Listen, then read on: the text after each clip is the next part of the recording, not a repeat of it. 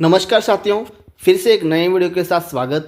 राजस्थान अध्यापक पात्रता परीक्षा रेट जो होने वाली है साथियों 27 फरवरी को, उसमें साथियों आपके आवेदन अगर आपने अभी तक नहीं किए हैं तो आवेदन करने के लिए साथियों कुछ 5 चैट टिप्स यहाँ दिए हुए हैं। उसको फॉलो करते हुए आपको आवेदन करना है। अगर मान लो आपने एक भी गलती कर दी आवेदन के समय तो आपका फॉर्म जो है वो निरस्त कर दिया जाएगा। ठीक है, यहाँ पर स्पष्ट कहा गया है कि यहाँ पर क्या कहा गया है देख लीजिएगा। पहला जो है यहाँ नोट देख लीजिएगा। अभ्यर्थी शुल्क जमा करने से पूर्व यह सुनिश्चित कर ले कि वह इस विज्ञप्ति के बिंदु संख्या 3 के अनुसार निर्धारित मानदंडों के आधार पर आवेदन करने के पात्र हैं। यदि बिना जांच किए शुल्क जमा कराया जाता है तो शुल्क लौटाया नहीं जाएगा। मतलब यहाँ पर कहा गया है कि मान लो कि आप ऑनलाइन फॉर्म भर रहे हो और आप बिना शुल्क अगर आप आवेदन कर रहे हो तो वो शुल्क आपको वापस नहीं दिया जाएगा। ठीक है, पहली शर्त। दूसरी शर्त है साथियों यहाँ पर है ऑनलाइन आवेदन में सुविधा हेतु आवेदक पत्र का प्रारूप वेबसाइट पर जारी लिंक रेट 2024 से डाउनलोड कर लें और उसे ऑनलाइन आवेदक से पूर्व हाथ से भर लें। ठीक है, परीक्षार्थी का नाम सबसे पहले माता पिता के नाम की वर्तनी अपने कक्षा 10 उत्तीर्ण प्रमाण पत्र के अनुसार दर्ज करें। मतलब यहाँ पर ये कहा गया है कि आप ऑनलाइन आवेदन करने जा रहे हो, जहाँ भी फॉर्म भर रहे हो वहाँ पर सबसे पहले आपको क्या करना है, 10वीं की जो अंक तालिका है आपकी वो लेके जाना है और उसमें आपके जो नाम है वही नाम आपको ऑनलाइन में भरना है। माता का नाम वही माता का नाम भरना है, पिता का नाम और जो आपके मार्कशीट में दी हुई जो मतलब इंग्लिश की है तो इंग्लिश में भरना है, हिंदी में है तो हिंदी में भरना। ठीक है, वही अंक तालिका में है वही आपके नाम पर वही नाम आपको ऑनलाइन में दर्ज करनी है। ठीक है, दूसरी बात। तीसरी बात जो है यहाँ पर कहा गया है कि अभ्यर्थी सुनिश्चित कर लेवे कि आवेदन पत्र में स्वयं द्वारा की गई सभी प्रविष्टियाँ सही हैं। फोटो, हस्ताक्षर, नाम, पिता का नाम, माता का नाम, जन्म दिनांक, पति का नाम, लिंग, जाति, श्रेणी, मोबाइल नंबर में कोई संशोधन है तो सही कर लेवे। मतलब यहाँ पर ये कहा गया है कि मान लो आप ऑनलाइन फॉर्म भर रहे हो। ठीक है, अगर ऑनलाइन फॉर्म भर रहे हो उसमें जो फोटो है वो फोटो आपका ही है, हस्ताक्षर आपके ही हैं, माता का नाम आपका ही मतलब आपके ही माता पिता का नाम है और जन्म दिनांक और लिंग, जाति, श्रेणी, मोबाइल सब आप एक बार चेक कर लेना। उसके बाद संशोधन सही कर ले। अगर मान लो संशोधन कर रहा संशोधन आप सही कर लेना। ठीक है, ये आप यहाँ पर कहा गया है। ठीक है, वरना आपका फॉर्म निरस्त कर दिया जाएगा। ठीक है, चौथी बात यहाँ कही गई है कि आवेदन पत्र में डाउनलोड किए जाने वाले पासपोर्ट साइज फोटोग्राफ आवेदन भरने की तिथि से 3 माह से अधिक पुरानी नहीं होना चाहिए। मतलब ऑनलाइन फॉर्म भर रहे हो उसमें साथियों जो फोटो है वो 3 महीने पुरानी नहीं होनी चाहिए। न्यू फोटो, एकदम न्यू अपडेट फोटो आपको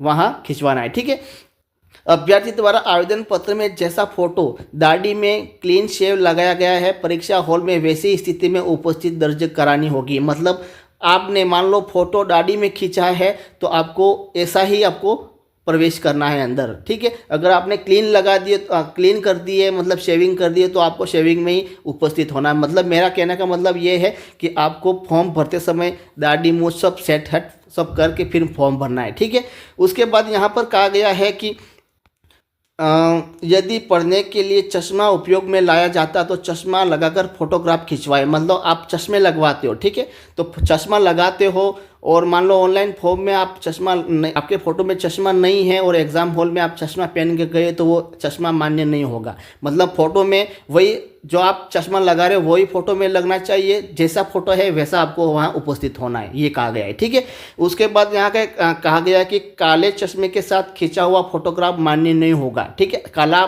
चश्मा होता है वो मान्य नहीं होगा। ठीक है, आवेदन में 10वीं की अंक तालिका अपलोड करनी होगी। मतलब जो 10वीं की जो आपकी अंक तालिका वो आपको अपलोड करनी होगी। ठीक है, 5वीं शर्त, यदि किसी भी अभ्यर्थी ने एक से अधिक आवेदन किया है तो पुनः वेबसाइट पर इस हेतु स्वयं द्वारा भरे आवेदन पत्रों में से किसी एक का चयन कर लेवें, अन्यथा 2 या अधिक आवेदन करने वाले अभ्यर्थी के समस्त फॉर्म निरस्त कर दिए जाएंगे। तो मान लो कि आपने पहला फॉर्म भरा। ठीक है, मान लो पहला फॉर्म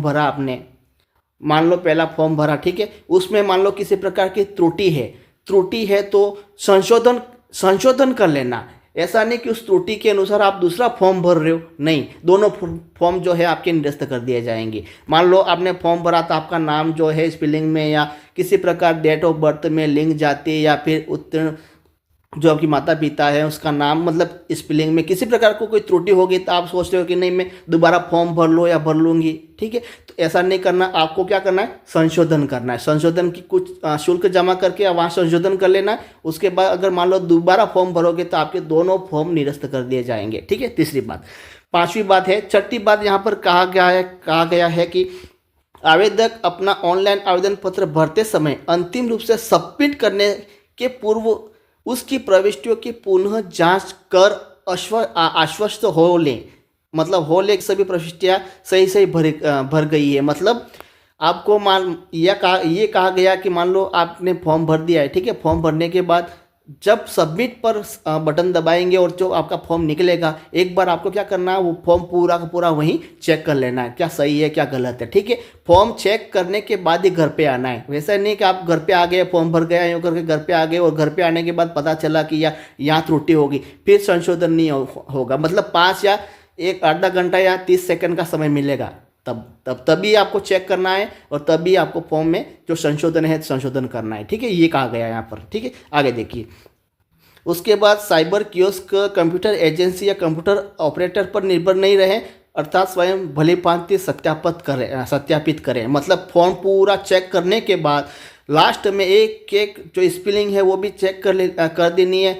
जो भी आपके 10वीं के मार्कशीट, जाति, सब आपको चेक करने के बाद लास्ट में सबमिट पर आपको क्लिक करना है, ठीक है। आगे देखिए, ऑनलाइन आवेदन पत्र सबमिट करने के पश्चात किसी भी प्रकार का संशोधन नहीं किया जाएगा। ये 7वीं ये शर्त है। सबमिट एक बार कर दिया, उसके बाद किसी भी प्रकार का कोई संशोधन नहीं किया जाएगा, ठीक है।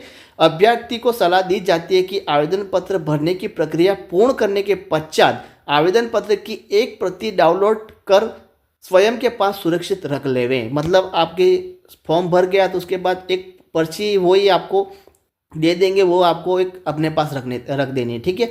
पुनः अभ्यर्थी को स्पष्ट किया जाता है कि अपने आवेदन पत्र की भलीभांति जांच कर लेवें कि इसमें सही त्रुटियों में संशोधन कर लें, अन्यथा परीक्षा में बैठने से वंचित हो सकते हैं तथा परीक्षा परिणाम आने के पश्चात भी अयोग्य हो सकते हैं।